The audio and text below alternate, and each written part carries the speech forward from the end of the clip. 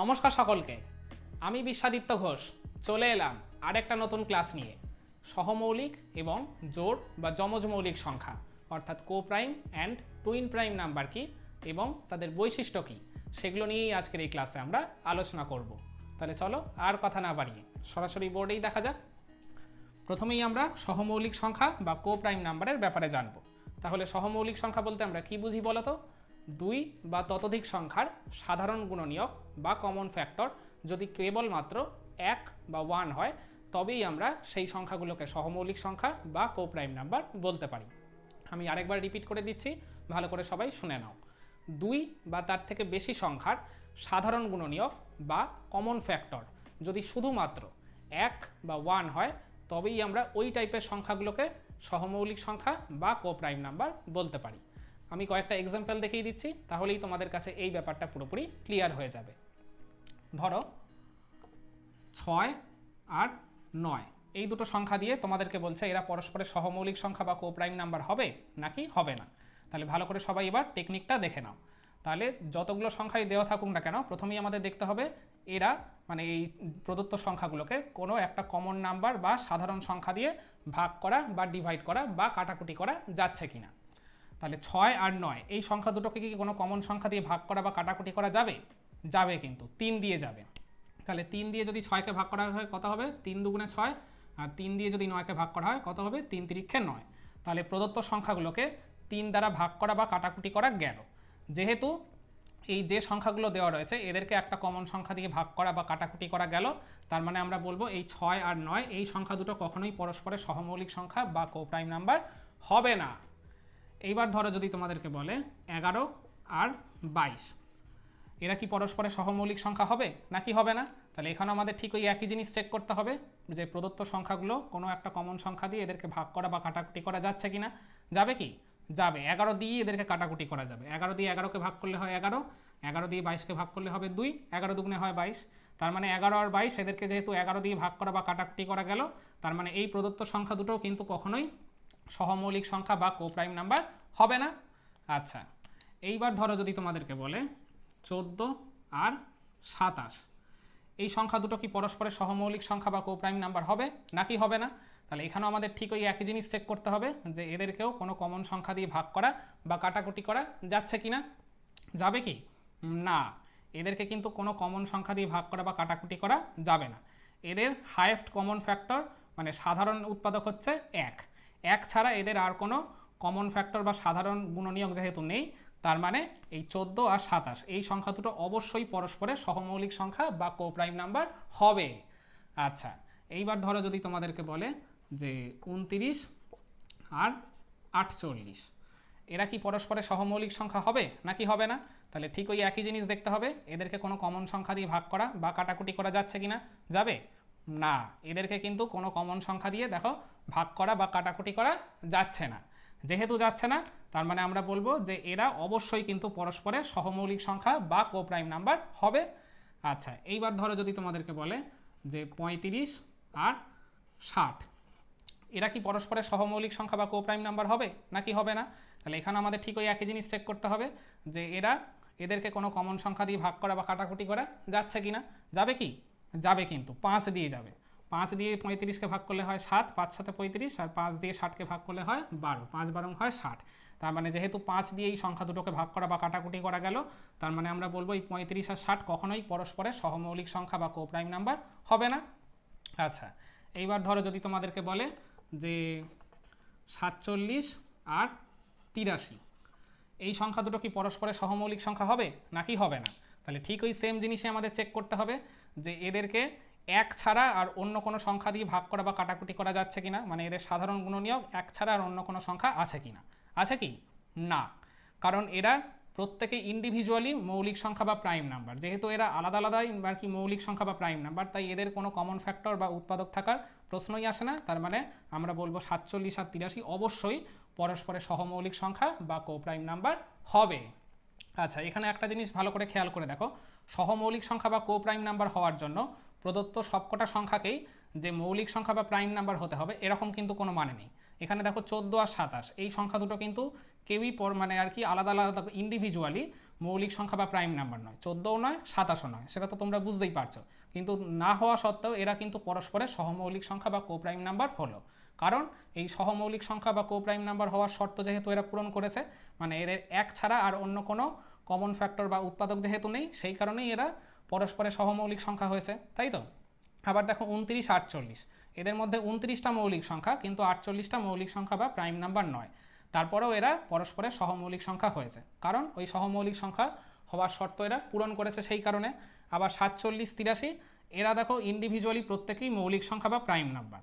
তো এইটা সবাই ভালো করে মনে রাখবে, যখন এরকম প্রদত্ত সবকটা সংখ্যাই মৌলিক সংখ্যা বা প্রাইম নাম্বার দেওয়া থাকবে, আর যদি তোমরা সেটা বুঝতে পারো তাহলে চোখ বন্ধ করে বলে দেবে যে সেইগুলো আর কি পরস্পরের অবশ্যই সহমৌলিক সংখ্যা বা কো প্রাইম নাম্বার হবে। তাহলে আশা করি ব্যাপারটা তোমরা অনেকটাই বুঝতে পারলে। চলো তা আমরা আরও দুটো এক্সাম্পল না হয় করি। ধরো এইবার তোমাদেরকে বললো 24, 39 আর 51, এইবার তিনটে সংখ্যা দিয়ে বলছে এরা কি পরস্পরের সহমৌলিক সংখ্যা হবে নাকি হবে না। তাহলে ঠিক আমাদের ওই সেম জিনিসই চেক করতে হবে, যে দেখব এরা মানে প্রত্যেকেই কোনো কমন সংখ্যা দিয়ে এদেরকে ভাগ করা বা কাটাকুটি করা যাচ্ছে কিনা। যাবে কি, 3 দিয়ে কিন্তু এদেরকে ভাগ করা বা কাটাকুটি করা যায়।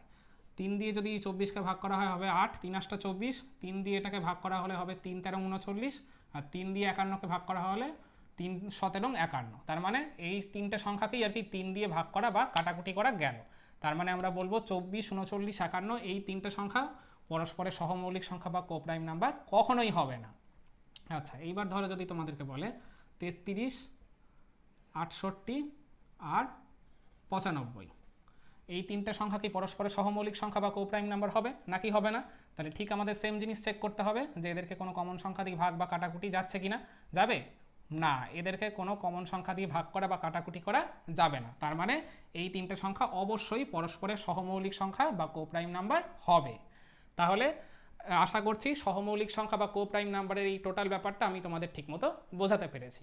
এইবার আমরা জোড় বা যমজ মৌলিক সংখ্যা অর্থাৎ টুইন প্রাইম নাম্বারের ব্যাপারে জানবো। তাহলে যমজ মৌলিক সংখ্যা বলতে আমরা কি বুঝি বলতো, দুটি মৌলিক সংখ্যা বা প্রাইম নাম্বারের অন্তর বা ডিফারেন্স যদি 2 বা 2 হয়, তবেই সেই মৌলিক সংখ্যাগুলোকে আমরা পরস্পরের যমজ মৌলিক সংখ্যা বা টুইন প্রাইম নাম্বার বলতে পারি। তাহলে চলো কয়েকটা এক্সাম্পল দেখালে এই ব্যাপারটাও তোমাদের কাছে ক্লিয়ার হয়ে যাবে পুরোপুরি। আচ্ছা, ধরো দুটো সংখ্যা দিয়েছে 5 আর 7, তোমাদেরকে বলতে হবে এই দুটো সংখ্যা পরস্পরের যমজ মৌলিক সংখ্যা বা টুইন প্রাইম নাম্বার হবে নাকি হবে না। তাহলে প্রদত্ত যে সংখ্যাগুলো দেওয়া থাকবে আমরা দেখে নেব যে এই সংখ্যাগুলোর পার্থক্য বা ডিফারেন্সটা 2 হচ্ছে কিনা। আগে আমরা এই জিনিসটা চেক করব যে এদের ডিফারেন্সটা 2 হচ্ছে কিনা। তাহলে বড় সংখ্যাকে অবশ্যই 7, 5-এর থেকে বড়, তার মানে 7 থেকে 5 আমরা মাইনাস করে দেখব 2 হচ্ছে কিনা। হ্যাঁ, 2 আসছে এদের ডিফারেন্সটা। এরপর আমরা আরেকটা জিনিস চেক করব যে প্রদত্ত যে সংখ্যাগুলো দেওয়া রয়েছে এরা ইন্ডিভিজুয়ালি মানে প্রত্যেকে আলাদা আলাদাভাবে মৌলিক সংখ্যা কিনা। এই জিনিসটা কিন্তু অবশ্যই আমাদের লাস্টে চেক করতে হবে। তাহলে 5 আর 7 এই দুটো কি আলাদা আলাদাভাবে মৌলিক সংখ্যা? হ্যাঁ, এরা কিন্তু আলাদাভাবে প্রত্যেকে মৌলিক সংখ্যা, আর এদের পার্থক্য বা ডিফারেন্স 2 সেটা তো আমরা প্রথমেই পেয়ে গেলাম। তার মানে আমরা বলবো 5 আর 7 এই দুটো অবশ্যই পরস্পরের যমজ মৌলিক সংখ্যা বা টুইন প্রাইম নাম্বার হবে। আচ্ছা, এইবার ধরো যদি তোমাদেরকে বলা হয় 13 আর 17, এই দুটো পরস্পরের যমজ মৌলিক সংখ্যা হবে নাকি হবে না। তাহলে আমি প্রথমে কি চেক করতে বললাম, আগে দেখবে যে দুটো সংখ্যার পার্থক্য বা ডিফারেন্সটা 2 আসছে কিনা। তাহলে এখানে 17 অবশ্যই 13 থেকে বড়, তাহলে দেখি 17 আর 13 মাইনাস করলে 2 আসছে কিনা। 2 কি আসবে না, বিয়োগ করলে 4 আসছে।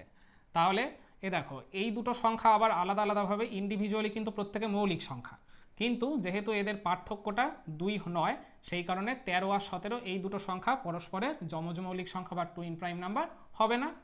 আচ্ছা, এইবার ধরো যদি একটা সংখ্যা বলে 29 আর 31, এই দুটো সংখ্যা কি পরস্পরের যমজ মৌলিক সংখ্যা বা টুইন প্রাইম নাম্বার হবে নাকি হবে না।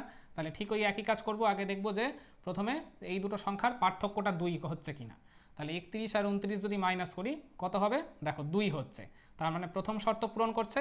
এবার দ্বিতীয় শর্ত কি বলেছিলাম, এই প্রদত্ত সংখ্যা দুটোকে দেখতে হবে এরা প্রত্যেকে আলাদাভাবে মৌলিক সংখ্যা কিনা। তাহলে 29 আর 31 দেখি মৌলিক সংখ্যা কিনা। হ্যাঁ, 29 আর 31 কিন্তু প্রত্যেকে আলাদাভাবে মৌলিক সংখ্যা, আর এদের পার্থক্য যেহেতু 2, তার মানে এই দুটো সংখ্যা অবশ্যই পরস্পরের এই যমজ মৌলিক সংখ্যা বা টুইন প্রাইম নাম্বার হবে। আচ্ছা, এইবার ধরো যদি তোমাদেরকে বলা হয় 83 আর 85, এই দুটো সংখ্যা কি পরস্পরের যমজ মৌলিক সংখ্যা বা টুইন প্রাইম নাম্বার হবে নাকি হবে না। তাহলে ঠিক ওই একই জিনিস দেখব, ফার্স্টে আমরা চেক করব যে এদের পার্থক্যটা 2 কিনা। তাহলে 85 থেকে 83 মাইনাস করলে হ্যাঁ 2 আসছে, তার মানে প্রথম শর্ত পূরণ করছে। আর দ্বিতীয় শর্ত কি বলেছিলাম, দেখতে হবে এরা ইন্ডিভিজুয়ালি মৌলিক সংখ্যা কিনা। 83টা মৌলিক সংখ্যা, কিন্তু 85টা মৌলিক সংখ্যা বা প্রাইম নাম্বার নয়। তাহলে দেখো এদের পার্থক্যটা 2 হলেও যেহেতু দুটো সংখ্যার একটা মৌলিক কিন্তু আরেকটা যেহেতু মৌলিক নয়, তার মানে এরা কিন্তু পরস্পরের যমজ মৌলিক সংখ্যা বা টুইন প্রাইম নাম্বার কখনোই হবে না। আচ্ছা, এইবার ধরো যদি তোমাদেরকে বলা হয় 101 আর 103, এই দুটো কি পরস্পরের যমজ মৌলিক সংখ্যা হবে নাকি হবে না? তাহলে ঠিক ওই সেম কাজ করব, আগে দেখবো এদের পার্থক্যটা 2 কিনা। তাহলে 103 থেকে 101 মাইনাস করলে 2 আসছে, তার মানে প্রথম শর্ত পূরণ করছে। আর দ্বিতীয় শর্ত কি আমাদের চেক করতে হবে যে এরা ইন্ডিভিজুয়ালি মৌলিক সংখ্যা কিনা। হবে কি? 101 আর 103 এরা কিন্তু প্রত্যেকে আলাদা আলাদাভাবে মৌলিক সংখ্যা, আর এদের পার্থক্য যেহেতু 2, তার মানে এরা অবশ্যই পরস্পরের যমজ মৌলিক সংখ্যা বা টুইন প্রাইম নাম্বার হবে। তাহলে আমি মনে করি আজকের এই ক্লাসটা তোমাদের সবার কাছেই অনেক অনেক ভালো লেগেছে।